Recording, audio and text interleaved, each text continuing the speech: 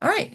So welcome everyone to the first bargaining update after the opener on April 15th. Um, Feel free to use the chat, but we might not be able to respond to every comment and question. During the Q&A sections, please use the raise hand function so we can call on everyone. Remember that we are all MAPE. Let's treat each other with respect and to reach out to your negotiator, LCAT, or local leadership if your questions aren't answered. Okay, so we're going to talk a little bit about the negotiations process. So we are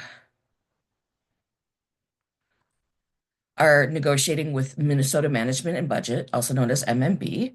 Um, we bargain simultaneously with AFSCME, and we finish up at the same time as they do in what we call Push Week, which will probably be the week of June 23rd, unless we still don't have a budget from the legislature. And then we are the largest union in the state that is bargaining. We're almost 19,000 people at this point, and AFSCME is almost as large as we are, which maximizes our power at the table when we're both there at the same time. Um, there are many other unions, but they all bargain a little later than we do. And a lot of the times they get pretty much the same things we do for wages and healthcare, where, wages are negotiated as part of the coalition. So the opener was April 15th. Today was the healthcare opener. Um, and then we'll be back at the main table bargaining next week. And then we'll have push week, like I said, June 23rd. And then our contract expires June 30th, although it'll remain in force until the new contract gets implemented.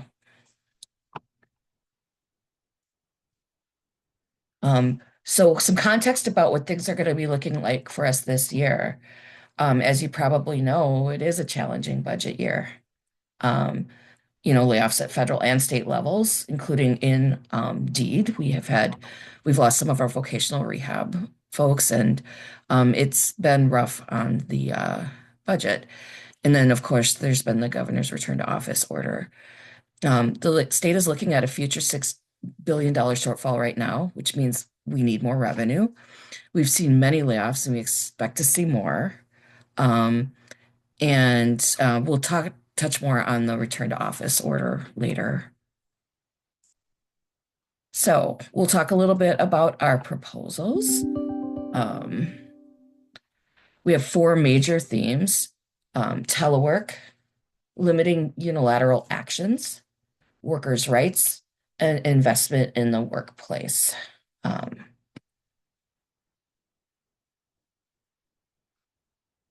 so we'll start with telework and return to office.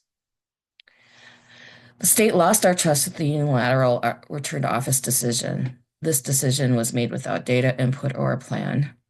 Agency leaders admit flexible work helped attract top talent, and they fear what will now happen with the retention of those workers. Our proposal on telework did not directly address the governor's edict because we are unlikely to reach an agreement before his proposed June 1st date. If we've won all these fixes in the contract, they would functionally act as a rescission of the order, but because of that timeline, we're working through other venues. Um, but it would make these things be in the contract for us. So, summary of our proposal, putting the burden of proof on management to deny telework, no rescinding a telework agreement, and reimbursement fixes. So we would be requiring MMB to convincingly prove that our labor could not be performed without being in the office.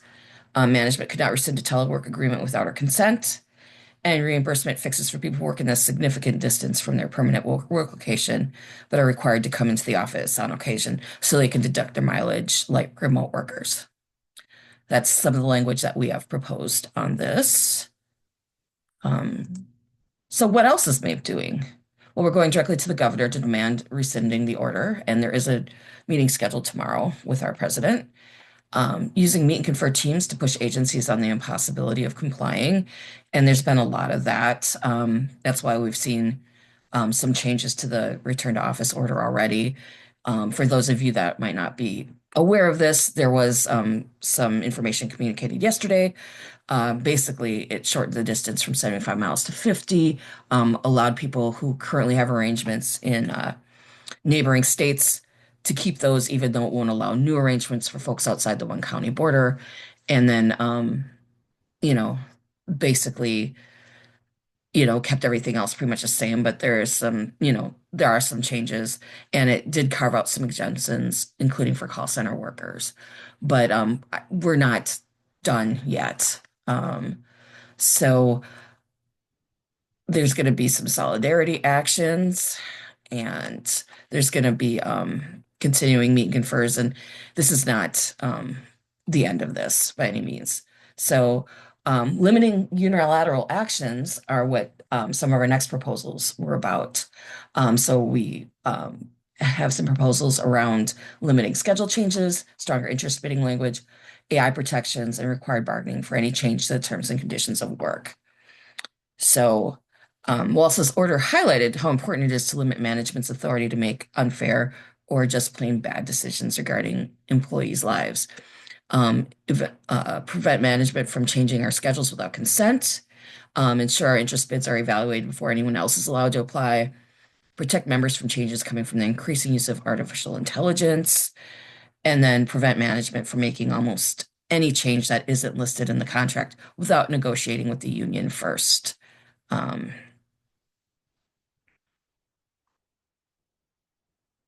So workers' rights protections would be improving the investigation process, uh, letters of expectation removed from the files, overpayments and underpayments. I'll explain that a little bit more in a minute. And then FMLA leave for union elected leaders, and then Connect 700 and temporary and classified probationary periods. So we're asking management to provide more information prior to an investigation interview, providing steward rights for witnesses, and inform us when an investigation has been closed. We want LOEs to just be removed after 6 months without members having to ask for it. We want overpayments to our members be treated exactly like underpayments from our members, equal timelines and fair payment plans. And then looking for our elected leaders on lost time leave to be able to qualify for FMLA, and then time worked in Connect 700 or as a temporary unclassified employee should be counted towards one's probationary periods. This is currently in the AFSCME contract, and we're asking for some parity with AFSCME on this. And those are some of the proposals that we've made around workers' rights and protections. And then we also have investing in the workforce. So these are some of our more heavy hitting proposals.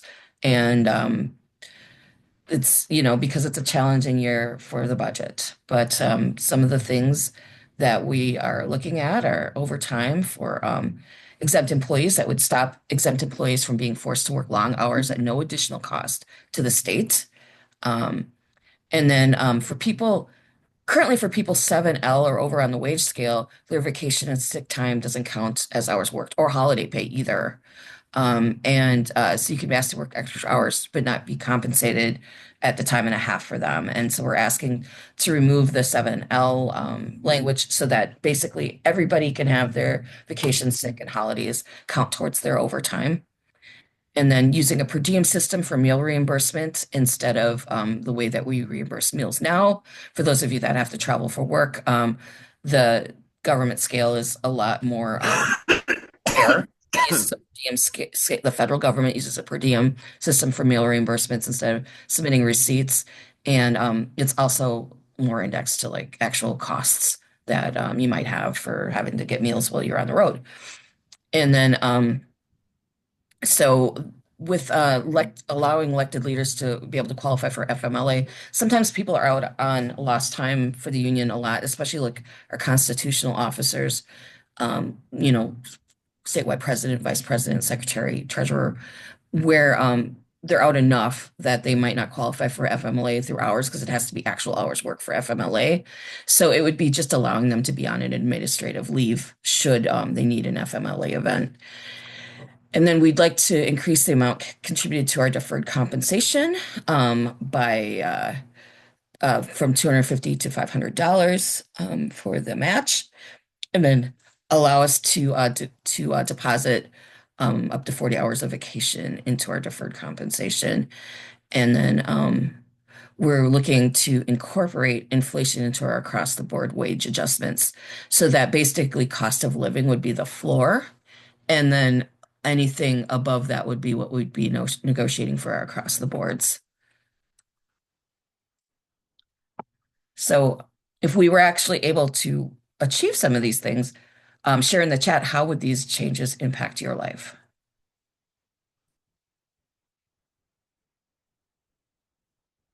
And then did you have any questions about our proposals?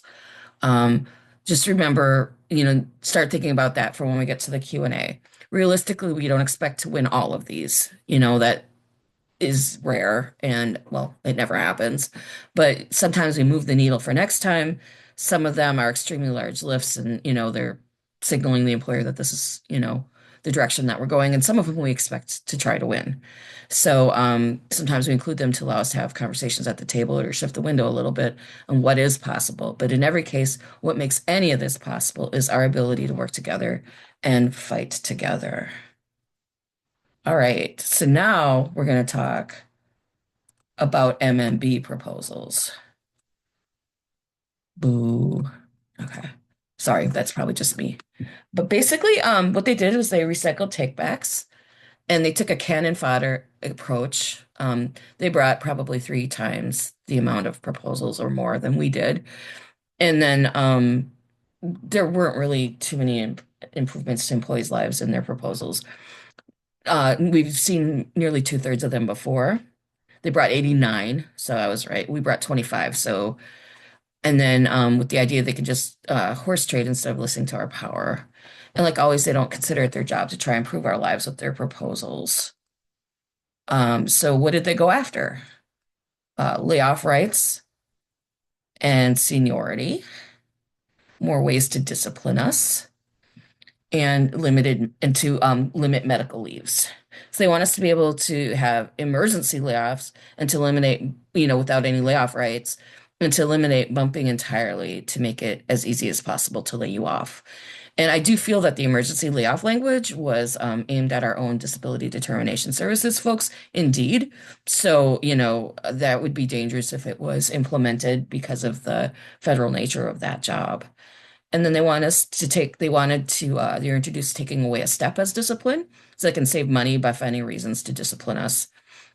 And then making non-FMLA medical leaves discretionary. So they want to be able to determine whether or not they're going to grant us an unpaid medical leave that nobody would take unless they absolutely needed it because it's an unpaid medical leave. So economics, there are no wage proposals yet. And the health insurance opener was today, April 30th. And I do have really basic updates that I can talk about with health insurance. But we just wanted to let you know we don't expect to see a wage proposal for them until after the budget is complete. Hopefully that'll be on May 19th, because that's when session's scheduled to close, but could be longer than that. And then health insurance costs are projected to be awful. So that would explain why CGIP and MMB opened with, I'm just pulling it up from my phone because I got a text, 87% of what MMB would cover, or CGIP would cover of the employee only premium, down from 95%, and then 80% of the family premium, down from 85%, with a 70% increase in premiums overall. Before you get too worried, just know that this is what they're proposing. That is not necessarily by any means where we're going to land, but I just wanted to let you know how they opened it up because, this is where they're coming at us from with austerity and a low budget. And this is what we're fighting against. So it's going to be more important for us to fight than ever. Remember, the only time that we've ever struck in the past was over healthcare. So we've got to fight ahead of us. So share in the chat how some of these changes would impact your life. if they were implemented. So what can we do next? So why don't you start dropping your ideas into the chat and we can escalate. So what would that look like for you? What we can change in our contract depends on what the employer can give and what we have the power to take. We show we have power by increasing our actions and the number of members participating. Our power comes from the work we do for the state, and our ultimate power comes from our ability to withhold it. But we won't get there overnight, and you may be ready to strike for the contract we deserve, but your coworkers might not be. So we need as many members standing together as possible to fully wield our power at the bargaining table. So our direct approach is to get the actions that we want and the answers that we want at the negotiations table. So state's response to our proposals, direct actions we respond with. Virtual background, no. Letter to the commissioner, no, management rights are precious. Rally at the negotiation site, they're not interested. Show up uninvited in mass to the governor's event. No, this is the best we're willing to offer. Vote overwhelmingly in favor of striking. Fine. Okay, yes. I mean, it may not get to that point, but those are all things that can happen. So that slide that I just went through is what we talk about when we talk about escalating direct action. This is just an example. We're not saying that this is the plan, but those are some things that could be part of an escalation plan. So it means not just going through the up the chain of decision makers. Escalation often involves taking action that is more direct in nature with the express goal of building in our participation. Often this is described as doing the next most uncomfortable thing for management to receive. And these are the decisions that the CATs will make when assessing where our membership is, who key decision makers are in our worksite or division, and we might get a larger reaction from the state. We are talking about phase 4 in our timeline, and right now we're just coming out of phase 1. We'll have trainings that get more in depth on this topic to provide ideas, and we'll talk through concerns and help troubleshoot challenges. But just, be ready to help us take some action. So, what the contract action teams can do is recruit for collective action, provide any strike education that we might need at our locals, and communicate updates to our networks. So our contract action teams are the best way to develop and invite members to take action. Part of this is by making an ask of, someone to take an action. So, we'll know who is on board and who isn't, specifically knowing who is saying no. This is important because while you may be ready to strike, I might be ready to strike, but we need to know that a lot of you are ready to strike if we're going to do something like that, or even to do like an informational picket, you know, we need to talk to each other about what is at stake for all of us. This will look sometimes like taking a group picture, wearing MAPE swag while working, signing petitions, walking a picket line, or, preparing to strike. So what can I do next? Um, so if there are some actions tomorrow for May Day. And some of those went out. I know our LCAT put some things out to us just the other day. And we're going to be having some upcoming local events, including an ice cream social on the 14th. And we could do some letters to the bosses that we want to focus on. There's all sorts of things that we can do. So those are the kinds of things that we should be taking now. So join in on any local specific actions that you have brought up to you. Use your virtual backgrounds. Wear Make Blue on Mondays. Um, if we have a letter writing campaign, do them. Email your legislator and tell them how important it is that you get a budget that allows you to do the work that you can do. But because we need that money in the budget to make sure that, we can serve the clientele that we serve, serve the state the way that we do in all the various jobs that we do within Deed, within public safety, within Minute, within the Secretary of State.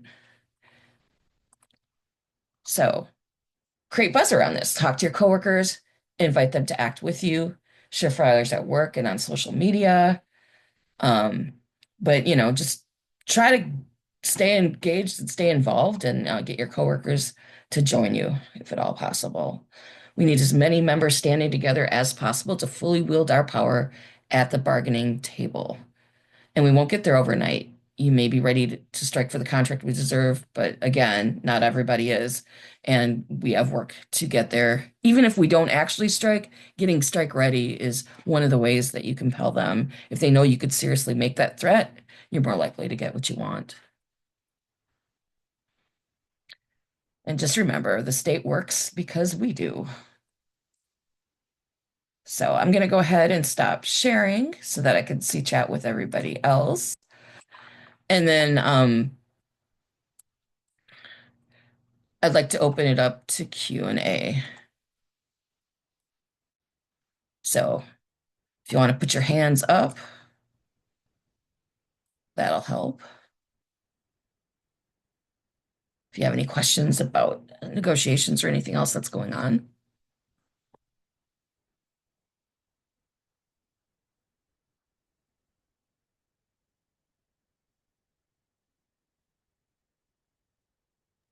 There was a question about the inflation pegging or the pegging the COLA to inflation, which is just what happens in the event of deflation. Oh, yeah. Um, we thought about that and we did some analysis, and deflation was never like for a full year. So it would never bring us below one. It was always just for like a couple months, but overall the index would not be such that we'd be going negative with that. It could mean that that year might be a 0 year if there's been a period of deflation and keep in mind that that's just the base. We'd still be negotiating our across the boards on top of that.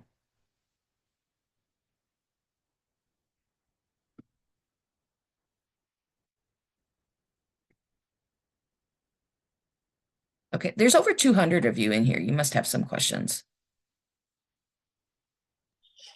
There's a lot of folks empathizing about healthcare being expensive, which 100%, especially if you're in an area where there aren't a lot of level one or two clinics. Um, There was a question. I tagged you and Kristen to follow up about it, but it might be worth talking about because I think she's not the only one that might do travel internationally. But there was just a question about, sorry, the chat keeps moving down, so I can't get the exact wording. But it was a question about what specific index might be used for traveling internationally and like Well, meals and stuff. sure. We were just proposing like the GSA rate. So if that changes internationally, I would expect that so would this, because we'd be tying it to that. And I'm sorry, I'm not super knowledgeable on how that works. When do you know a little bit more about that, Christine? And I'm sorry to put you on the spot. Sure. I was just going to say that thank you for really pushing the GSA per diem rates that are set by the federal government for domestic travel. Currently, federal employees, if they are traveling internationally, it automatically defaults to the U.S. Department of State per diem rates for Mhm. international travel. So just wondering if that language would be automatically incorporated, or would we need to include kind of what we do right now, the exception for international travel for referencing the U.S. Department of State per diem rates. Probably that, but I'll look into how our proposals are written and I'll connect with you on that. But I don't think we introduced it, with like specific language around the international travel. So I think you probably still have to refer to that when you travel internationally, and I'm sorry.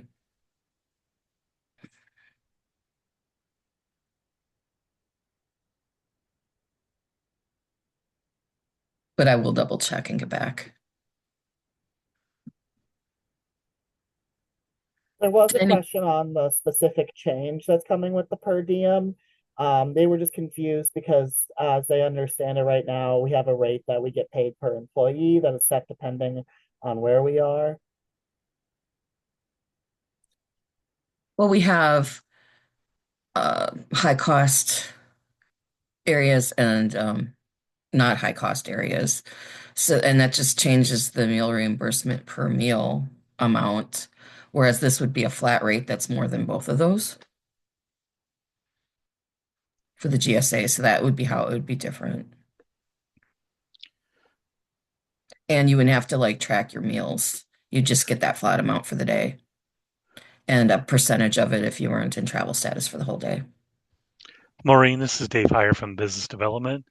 Hi. I've got a question about the taxes that the state takes out of our meal reimbursements and in-state tax and on in-state travel right now. Mhm. That's always been a bug in my craw. I get taxed my income's taxed when I get paid. I pay taxes when I buy the product from a local vendor, and the state, when I reimburse, I ask for my reimbursement. They take another chunk of taxes out for the reimbursement on in-state travel. Can we get that looked at or figured out? It seems like it's a triple tax on it, and we've gone to Yeah. war over tax on tea back in the Boston days. So Sure. I know some of it is around the way that it is done, the meal reimbursements. And I mean, the tax laws are not really within the control of MAPE, but going to a per diem would probably reduce how some of that is taxed. So we'll definitely keep that part of the conversation. And thanks, I'm Dave. I'm all for the DMB. The amount that we get paid right now can barely pay for one meal outside the state of Minnesota, let alone three meals. Well, right. And like especially when you're not in a when you're in a high cost area, it's high cost. But like even areas that are not considered high cost, I mean, it's difficult to find lunch, even fast food for Yeah, $13. yeah, I'm reading very unhealthy doing that. Yeah. All Thank you. right, thanks. Any other questions? We've got some time, and that's what we're here for.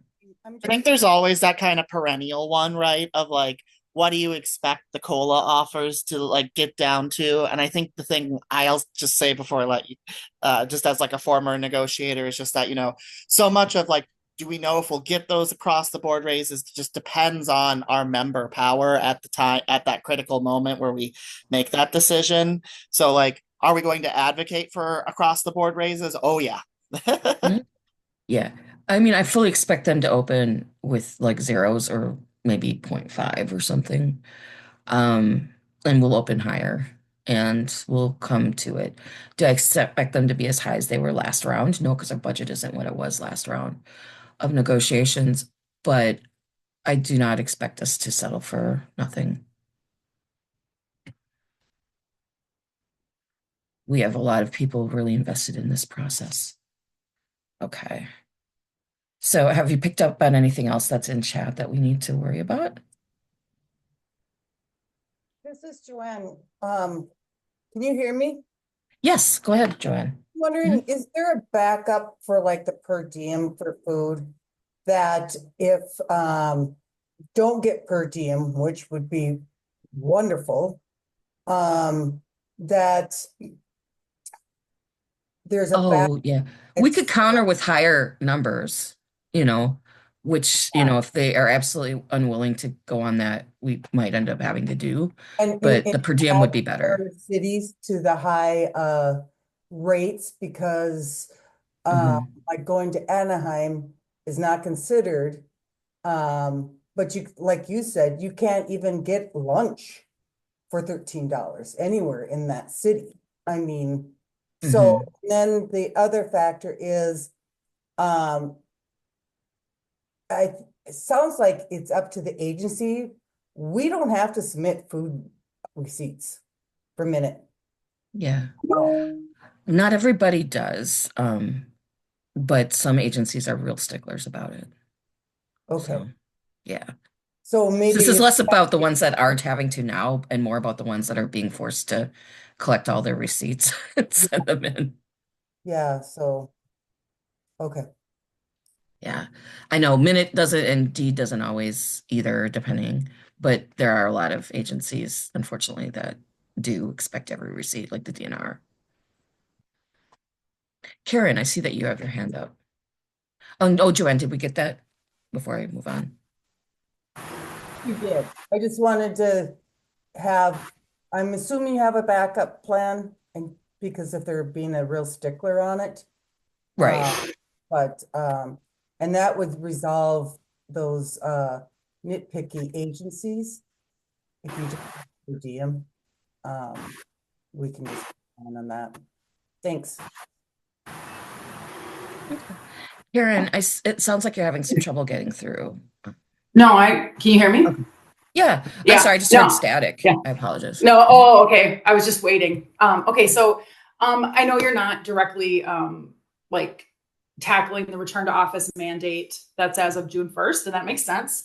However, one of the concerns that I have that I think goes maybe deeper is the fact that this is essentially like a policy change for folks that were hired under job postings that said we'd be working from home most of the Right. time. And so that, a job posting is a legal document. And so I'm curious as to like, how are we handling that? Are we able to address any of that in this, in this process? And if not, like what options might we have individually? And this all being said, that I am meeting with my HR representative and my manager this afternoon to talk about this issue and 3 others related to RTO. So I'm doing everything I can on my end, and I would just like to know what MAPE's position is on that change in policy that was posted on job postings. Sure. Well, we haven't stopped fighting it. I mean, there is a meeting tomorrow with the governor to continue to push back. The pushback that we've already done has already caused them to, lessen some of the policy decisions that we've made, and we're not done yet. The proposals that we're proposing would cement some telework rights if we were able to get them. And so, we will be tackling it from that angle as well. So, I mean, I guess when you talk to your supervisor and to HR about it, talk about some of the things that that you're going to need to make this happen. Whether it and if it means not coming back to office, how that could be. Everybody has a right to appeal their telework arrangement, and as we start getting called back, I would suggest you have 30 days from the time that you have your telework arrangement changed to file that appeal, and I would suggest we all do it. We should not be making this easy for the employer, and so those are just some things, but yes, we're definitely not done fighting this. This is just because I'm not here to just talk about RTO. It doesn't mean that we've given up that fight or that we aren't still planning to work on that. Does that make sense, Karen? Oh, absolutely it does. Absolutely it does. Yeah. That's just one of the things that really sticks out to me as like Mhm. a glaringly obvious, like borderline illegal action that they took by just, completely Yeah. changing this agreement that we had when we applied to these positions that were posted as work from Yeah. home, other than occasional. So that's my biggest Well, concern there. and it's also a unilateral change to our working conditions that weren't negotiated with the union, and that's not okay either. 100%. Yep. Thank you. Sarah.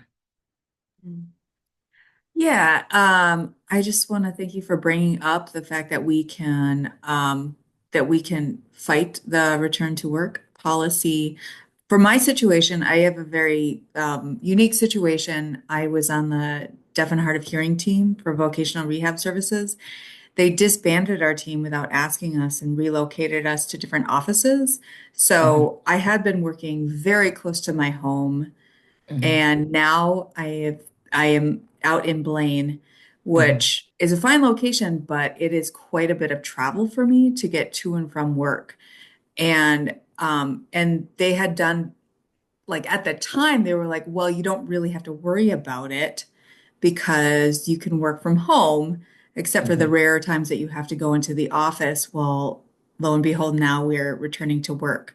And so if there are tips on just putting in, I don't know if you can go over fighting this return to work and what we can do as individuals in our own way when we're working with HR. I would really appreciate that just to have some guidance on what it is that I can do to fight this because I don't think it's very realistic for me to maintain a work-life balance while trying to get to and from Blaine 50% of the time, while also they expanded the area of coverage that I'm working. And, that was all part of this, oh, you can work remotely, you should be able to do this. Sure. Well, those are some conversations I'd be having with Voc Rehab, as a division and saying, okay, you changed my area because I have to travel so much for work. That should count as some of your in-office time, because of how far you have to go to see your clients and everything like that. Other conversations you could have would be about changing what your official office location is, where you'd actually have to report on those days. But also, appeal it. I mean, every single one of us has a contractual right to appeal changes to our telework arrangements. And you could work with a steward on that in your local or your region.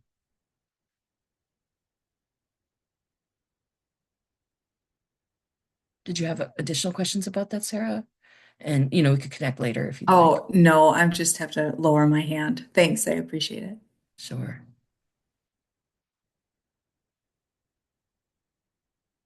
Aya, or Aya, I'm sorry, I'm not sure how you say your name. Yeah, I put this in the chat and I see some people have replied, but I'm just curious what other folks in DPS have heard about return to office. At least at OJP, we haven't gotten any um, guidance at all. And I'm sorry, I know people are responding, but the chat keeps moving. I can't read what folks are saying. So, but we haven't gotten any RTO, like return to office guidance about what's going on. So it would be great to hear if other folks in DPS are hearing stuff, or if it's just like DPS wide that's not really sharing much, or kind of what's going on. Sure. Kristen, I'm going to give you a chance to respond to that for DPS if you don't mind. Because I haven't seen everything that DPS has seen on the return to office. Yeah, thanks. At our meet and confer that we had, HR, so that would be Victoria Schwab, she had said that she expects the supervisors to figure it out. And like talking with my supervisor directly, he doesn't want to stand there with a stopwatch or a tally sheet and see who's coming in exactly, at least 50% of the time. So it's very much helter skelter. I don't know how else to say it. It's crazy. And it's very clear, at least from the HSEM side, from the supervisors there, that they are definitely going at least the 50%. Our direct, and we have a new director coming in too, May 7th. So it might change. We might be in the office the whole time. We don't know. And I can't remember during the meet and confer if what other supervisors were there. I don't know if OJP had someone there now that I'm thinking. There were no supervisors at that meeting. It was just HR, I'm pretty sure.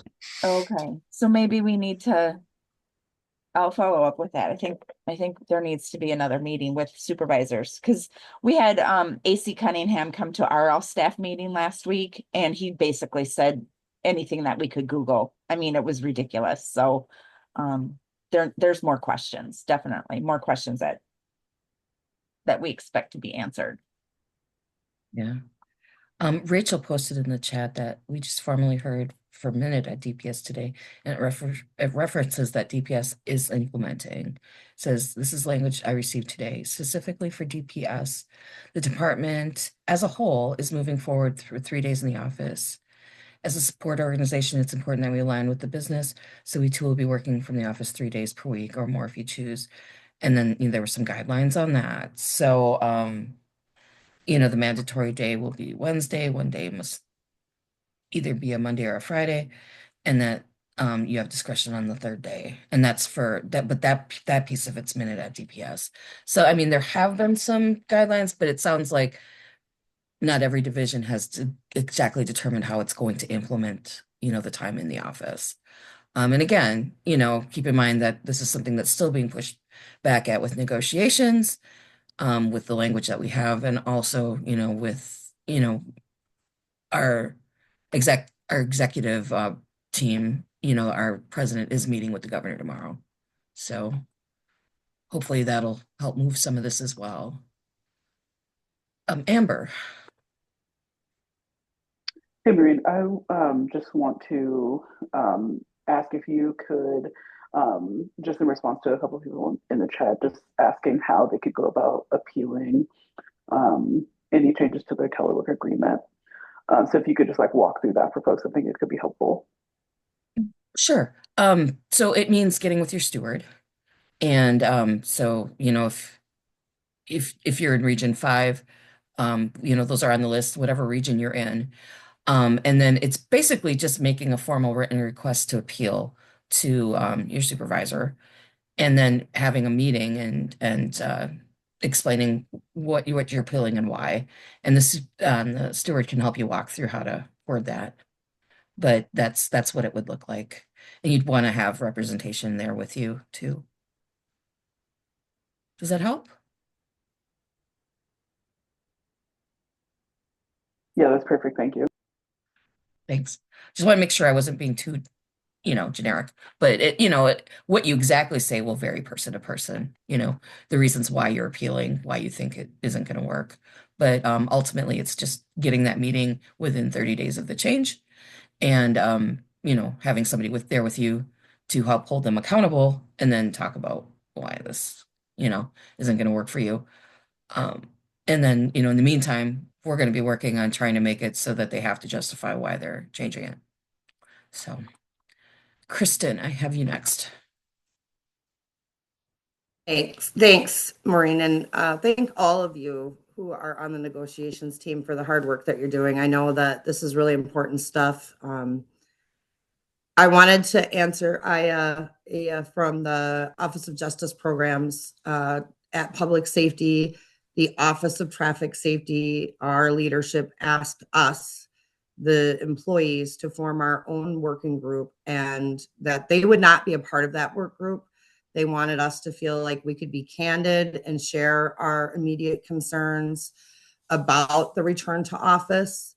Our understanding is that this will be based on a monthly basis, that 50% of the time we need to be in the office. However, many of us travel for meetings and conferences and the like. So those days would be considered in office. The recommendations, yes, the recommendations that we gave to our leadership was that the first thing was that in our work group, we felt like it was imperative for everything to be successful, that we trust one another, that we give each other grace, and that we start updating our Outlook calendars on a regular basis, and including things like travel to this meeting, so that our colleagues know that we are really in office. We're just in travel status. And that, everyone needs to kind of stay in their lane. The concerns of the group also included, say someone is abusing that 50% of the time in office, that they don't make a blanket change to what they're currently saying. Because pretty much right now, what they're saying in our office is we're scrambling too. This is new to all of us as well. They're not happy about this. I would even go so far as to say that they have taken away the right of our leadership team to manage our business because of the policy. And they don't want to, like Kristen was saying, our leadership does not want to stand there with a clipboard and be taking notes on who is where, when, but they're following the policy. So that's what's going on in the Office of Traffic Safety. They've pretty much left it up to us. Many people are going to a 4-day work week, 4 10s, instead of a split shift, or not a split, but a lot of us do like 4 9s every week. and then the second week do an 8. So a lot of people that are doing that are just going to go to 410s. We are not being told that we have to be in the office on a Monday or a Friday. I'm really lucky that I work for the Office of Traffic Safety because they are letting us use our own discretion of what days that we're going to be in the office and what days we're not. So I hope that's helpful. It is, Kristen. Thank you. Danny, go ahead.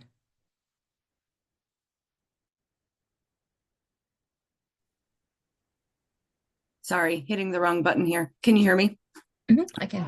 Okay, so I guess I have a two-part question. Number one, as an employee who is more than now 50 miles away, that means the governor's policy, I'm exempt from that very specific part of the policy. It is up to my agency that has to tell me how much I might need to be in. So my agency could still say, doesn't matter, we still want you in 3 days a week, or we want you in X number, 50% of the time.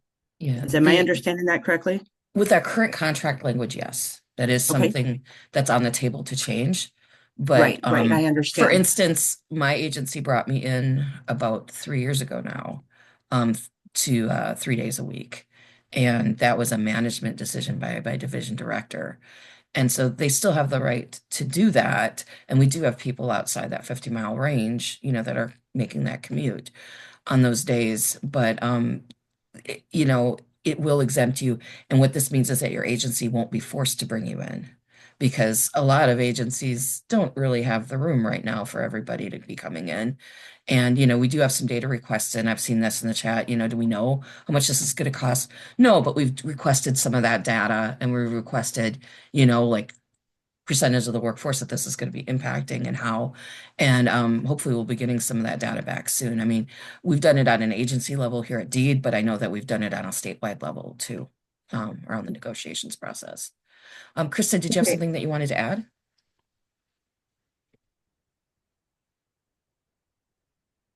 Yep, I sure do. Sorry. One of the themes that came out of the traffic safety return to office work group session, a lot of our team members are very concerned about their safety at Town Square due to some of the stuff that just happens there on a regular basis. So we were very thoughtful about that, and we're I guess I kind of want to pat us on the back here because we kind of took our own initiative. Because we do work so much with law enforcement. One of my colleagues was talking to a St. Paul police officer about it. I had talked about how I had brought someone in several years ago to do a situational awareness type training. And so actually yesterday after our staff meeting, we had a community engagement person from the St. Paul Police Department in our office talking to us about situational awareness and how to just be aware of your surroundings and what's going on. Don't engage, like the run, hide, fight stuff, and just being prepared to return to the cities. And I think I forwarded that information to someone else already earlier, because I know that traffic safety was not the only entity out there concerned about returning to Town Square. Sure. Yeah, it's not much better over at the Great Northern. Danny, did you have something you Yeah, wanted I to have add? a kind of a second part to my question, and that is, Mhm. well, I guess I'm going to just state this out loud. I find it very concerning. This is not directed at you. This is directed at whoever. That I'm just learning through a chat from the Minute office that DPS has made a decision about what this telework is going to look like. I have seen nothing, and I'm a DPS employee. And so I'm wondering what suggestion the union might have to demand updated information from our, well, it's not, I see your comment, Victoria, but it's my understanding it's the Minute employees because of the DPS schedule. If I'm understanding that correctly, Rachel, if you can clarify that, I would interpret that as DPS has said that they are going to be doing this, therefore Minute who are assigned to DPS must be able to must follow what DPS has decided. So I could be mistaken. I don't know, but I guess my bigger question is, how do we get clarity and transparency from our agency? It sounds like decisions are being made and conversations are being had, and then Yeah. being an employee who's more than 50 miles away, I've not been given any,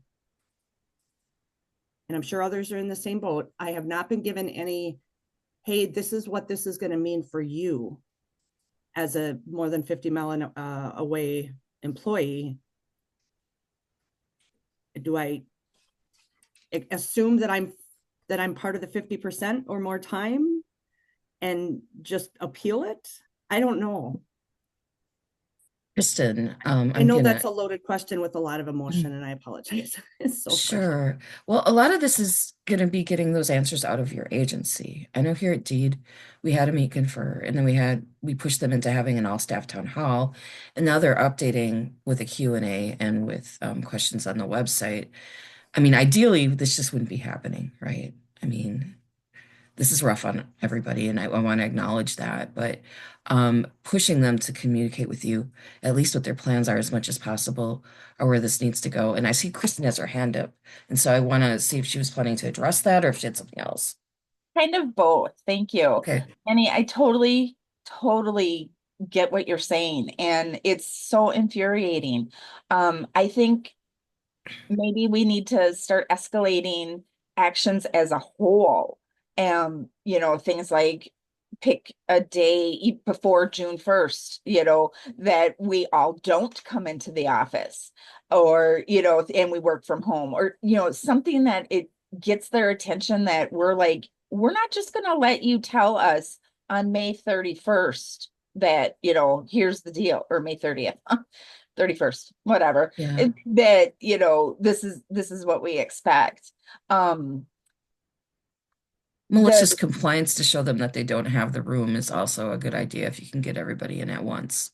Right. I know we don't have the space at Unfortunate- Deed, and we have more space than most. Yeah. But yeah. We're HSEM is moving out of St. Paul. May 9th is our last day. So maybe do it before then. Yeah, absolutely. And the thing too is that now we have empty space that other DPS agencies are looking for. So DPS as a whole has a lot of space now downtown. So okay. that's not, we have to figure out a different way to attack this. So Sure. Can I jump in real quick as well to respond to Danny? Yes. Yes. So according to what Rachel posted, that is also what I understand. However, that is completely contradictory to what we were told in our meet and confirm meeting with DPS HR. So I'm guessing that there may have been some miscommunication between DPS and Minute at DPS, but perhaps Kristen, maybe we want to contact Victoria and find out for sure what that is. And maybe Rachel, if you could forward that email to us so we can have it and can share that with them. Yeah, absolutely. I would love to do that. Thank you. Jay Duffner. Good afternoon. My name is John Duffner. I'm Minute at Deed. I walked the picket lines back in 2002, and that was over healthcare. This is so significant, the return to office. This is a really big deal. It's going to cost me certainly a couple hundred a month, right? The parking, my wife works for the state as well. I'm sure it'll be 2 different parking lots, the gas, the whole deal. And so that's a significant take back, the return to office, and what's going to come with the contract with 0, 0, or 1 and 1 plus healthcare takebacks. It's going to be brutal. And I just, every extra couple bucks, keep putting it aside, just in case this goes that direction. I need to have some funding ready to be able to walk the lines again. Just letting folks know, we got to stand together. And this is really serious because this is going to be generational. This is going to have impacts for a long time. Thanks much. Sure. And just as an FYI, watch for strike training. I know we're going to be starting it earlier this year, just in case it gets to that. So we're almost to 1 o'clock, but we probably have time for say one more. Is there anything in chat that I've missed, especially when it was flying really fast for a while there? that we need to get to. Okay. Well, feel free to reach out to me or to Kristen. Carolyn isn't here today. She's our Region 5 negotiator because she is on the Healthcare Coalition as one of the co-chairs of the negotiations team. But yes, if there's anything that didn't get answered today, please reach out and we'll be doing these, after rounds of negotiation to update you on, where we're at with things. And also, probably include return to office updates as we know them as well. But I appreciate all of you coming. It was nice to see you all and hear from you all. And let's keep these lines of communication open and keep ourselves ready for action. Y'all have a good day. And I will post the recording for this online in case you ever want to revisit it. Goodbye.